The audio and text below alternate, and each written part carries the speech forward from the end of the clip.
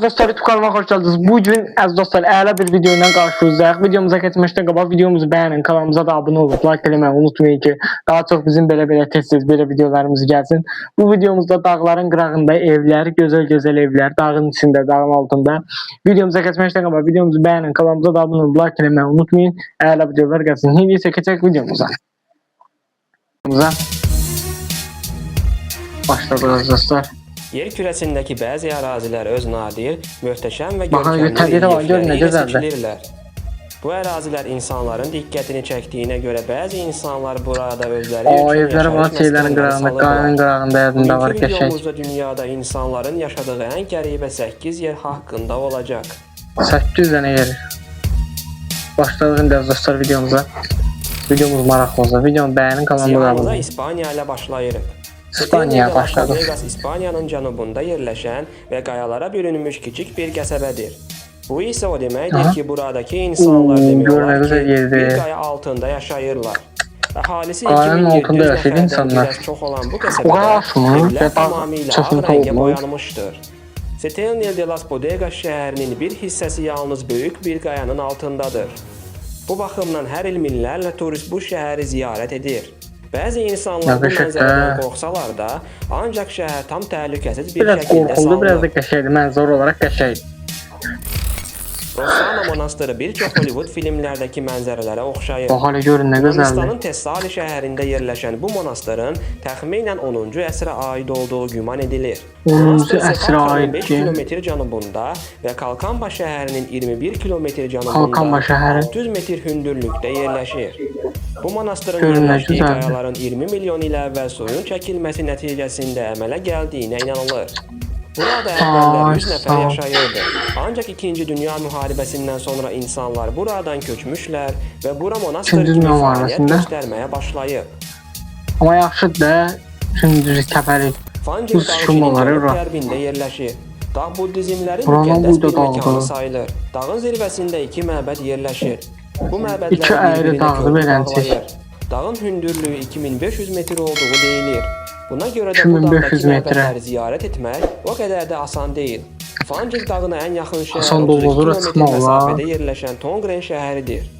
Dağa getmək istəyən insanlar avtobuslarla Tongrenə gəlib, bu möhtəşəm mənzərəli yeri piyada gedirlər. Mənzərəmə qəşəngdir bu arada, Allah haqqı. Sealand İngiltərənin şərq sahilinə 6 mil yaxınlığında yerləşir. Sealandın ümumi ərazisi 550 kvadrat metrdir. İkinci Dünya müharibəsi zamanı Alman təyyarələrinin hava hücumunun qarşısını almaq üçün İngiltərə tərəfindən inşa olunub.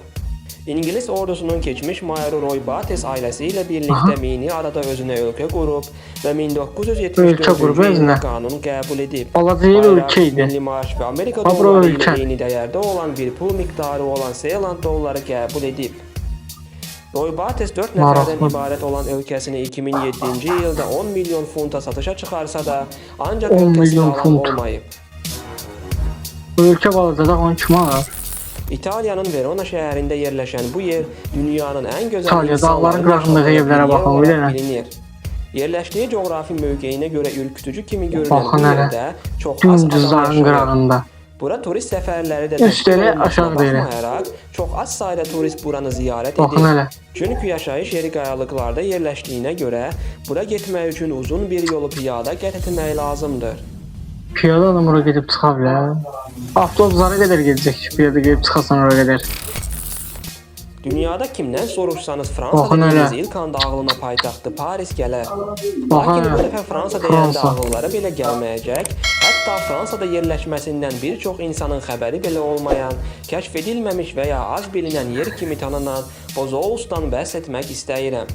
Fransanın Bozol şəhəri 300 metrlik dərinliyi olan bir dərənin üstündə yerləşir. Öz gözəl mənzərəsi ilə insanları valeh edən bu şəhər 9-cu əsrdə salınıb. Ancaq 12-ci əsrdə burada tez-tez zəlzələlər baş verdiyinə görə insanlar buranı tərk etməyə başladılar. Hazırda şəhərdə 5000-ə yaxın insan yaşayır. Şəhər dərədə yerləşdiyinə görə buraya yalnız qatarla getmək mümkündür.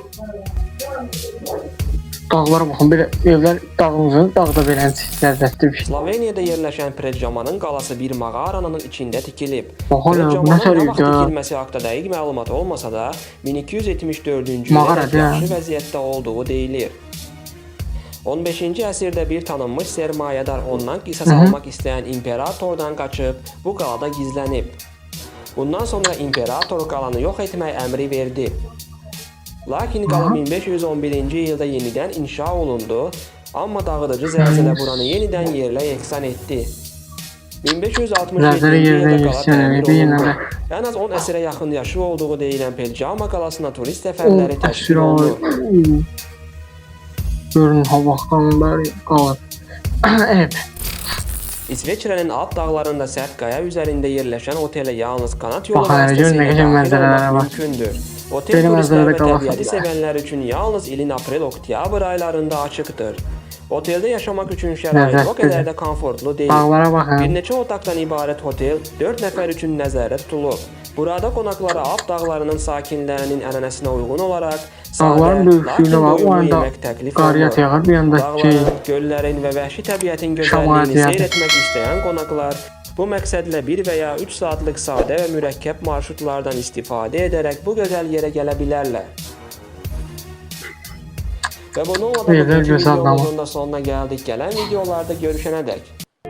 Əziz dostlar, videomuz da bura qədər idi. Videomuzu bəyənin, kanalımıza da abunə olub like eləməyi unutmayın ki, daha çox bizim belə tez-tez belə videolarımız gəlsin. Nə videomu da çəkməyimi istəyirsinizsə, yorumlarda, şərtlərdə yazın. Dediğiniz videoları çəkəcəm. Sağ olun əziz dostlar, digər videolarda görüşmək ümidiyle.